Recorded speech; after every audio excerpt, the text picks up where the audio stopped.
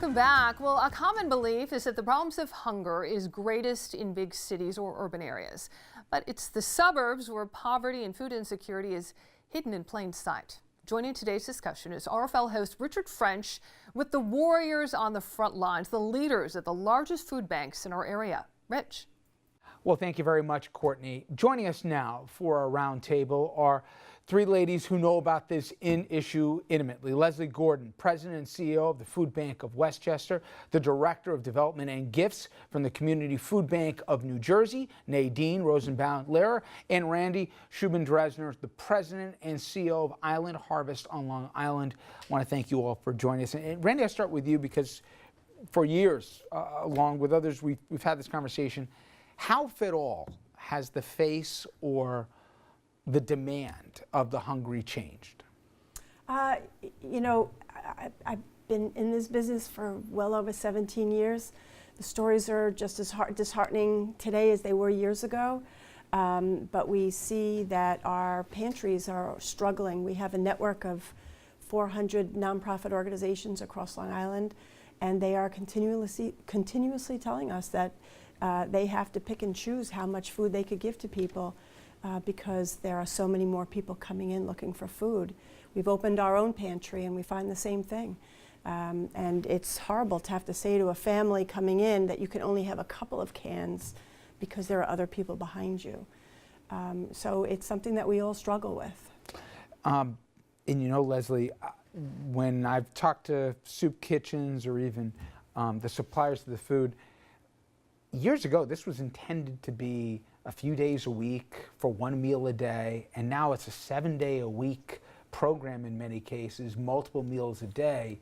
The demand is just skyrocketed, and it's not what people would think is central casting. I mean, you say Westchester, oh, the golden apple, there couldn't really be any hunger there, but it runs the gamut, including working families.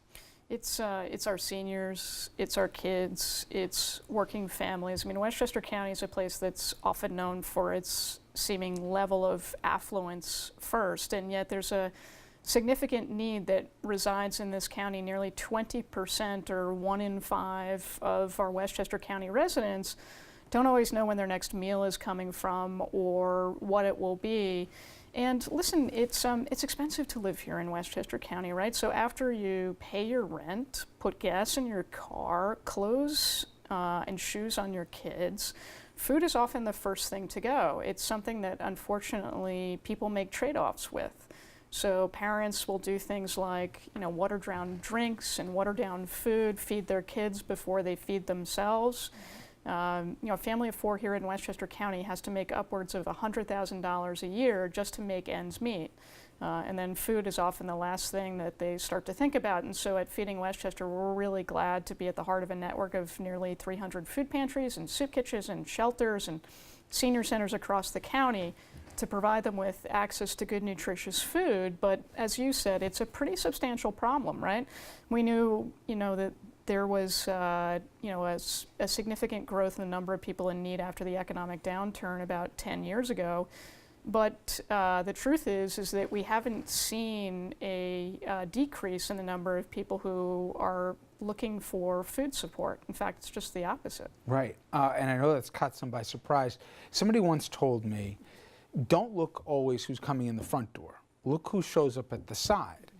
And I've heard stories about people who used to go there to volunteer or to drop off food, and now they're clients, as they're called. They're coming there because they need it, or they're coming there after work because they don't have enough money to go to the grocery store and fill up the house. And they don't want to be there. No one's showing up these things because it's a fun way to spend an evening or a weekend. Sometimes they swallow pride when they come there. Try as best you can to put a human face which might surprise some of our audience. Who needs you guys? So many people need us. There is 1 in 3 families in New Jersey that can't make ends meet, and actually it is growing That's exponentially. amazing if you think about It's it, right? really, it's absolutely shocking. And if I Whenever you can tell pull the people veneer that- back, anybody who says, and they don't want to say this out, oh, it must just be illegal immigrants who are coming here, or it must just be junkies or whatever. This is every color in the rainbow here, every age, people who work. I mean, it's everybody, right? It's really, the working poor. In New Jersey. New Jersey is a very wealthy state, and people are shocked. When you go out to our food pantries, I went to one of our farmers markets, and there was a mother there. She had 3 children. One of them was disabled. She was just recently separated from her husband, and she was at this farmers market for the first time, ever. And she was really struggling. She was really struggling to put, food on the table, and actually healthy food. And we have about 18 farmers markets. We have over 1,000 agencies throughout New Jersey that we work with that distribute the food. And she, was really thankful to be able to put healthy food on the table for her children. She was going without food, and she was, eating, whatever she can, so that we're able to provide that. But whenever you tell anybody that 1 in 3 families are struggling to have, basic modern necessities, it's transportation, it's childcare. It is so expensive, to live in New Jersey. And just the need is growing. There's over 900,000 people, and that's 1 in 7 children. So I always tell my daughter, she has a class of about 23 kids, there's probably one of your classmates, or up to 2, that are probably struggling, at night when they go home. And Randa, one of the things that was explained, tell me if you run into it, is it sometimes will take one thing to take somebody that would have never thought about it. Somebody could be in an abusive relationship, they have to flee, and then all of a sudden they don't have a roof over their head. Or somebody's working part-time jobs, one of the jobs dries up where they go, the car breaks down, a kid gets sick. Things that I'm sure our audience can relate to, oh, that could be me. It's that one thing, when you're living on the edge, if one thing goes wrong, then you better have a place you can go to help put food in the belly. You don't even have to be right at the edge. So we had a father, we have a very strong SNAP outreach program, and one of the fathers that came to meet with our staff said that he was just recently diagnosed with cancer. And he was the major wage earner in the home, and he had to leave his job, because of he had a very aggressive form of cancer.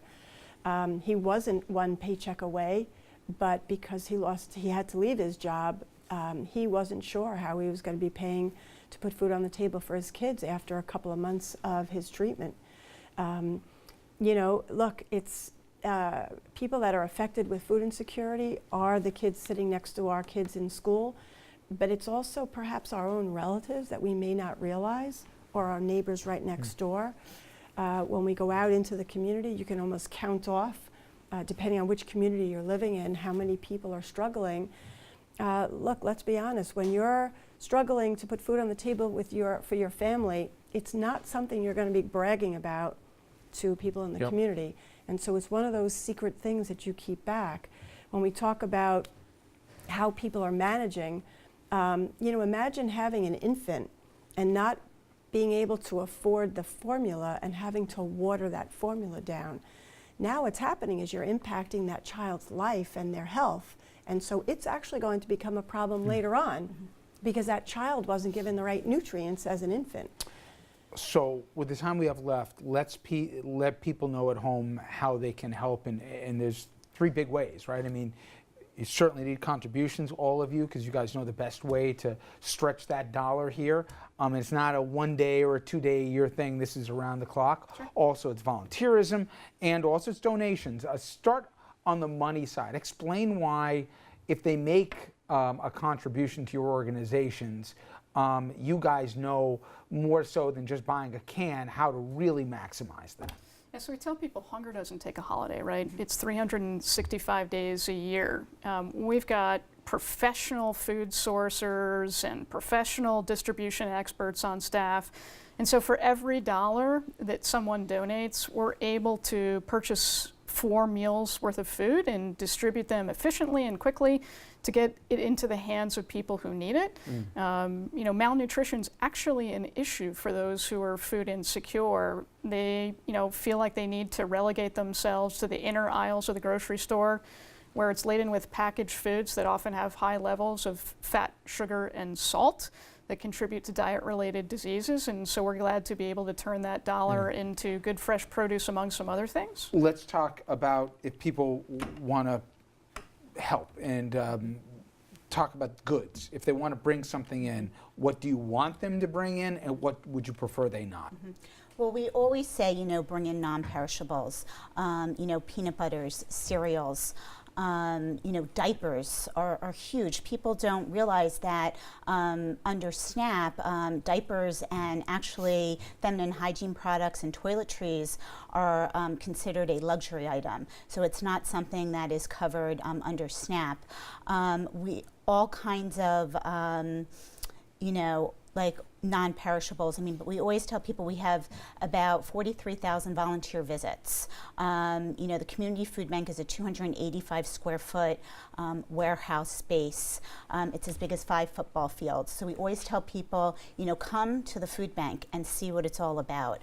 From sorting food, bring your children, you know, to teach them, you know, about their hungry neighbors. In fact, Randy, that's the last point I want to do. Some people want to help, but they don't want to seem like they're, you know, a vulture coming in, like lording over.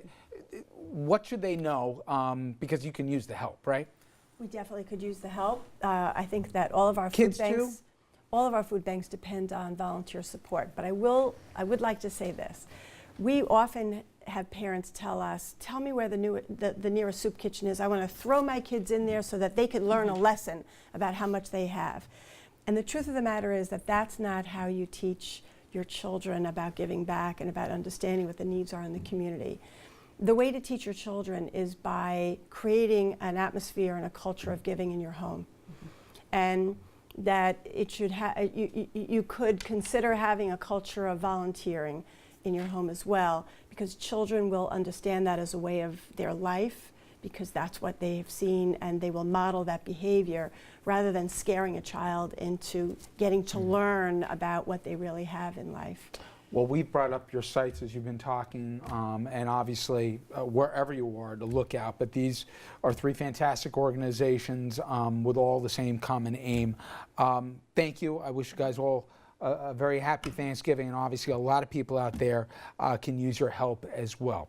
Richard, thank you. Well, there's more ahead on Harvest for Hunger, including the incredible story of a former butcher who's made it his mission to put food on the table for veterans all across the nation.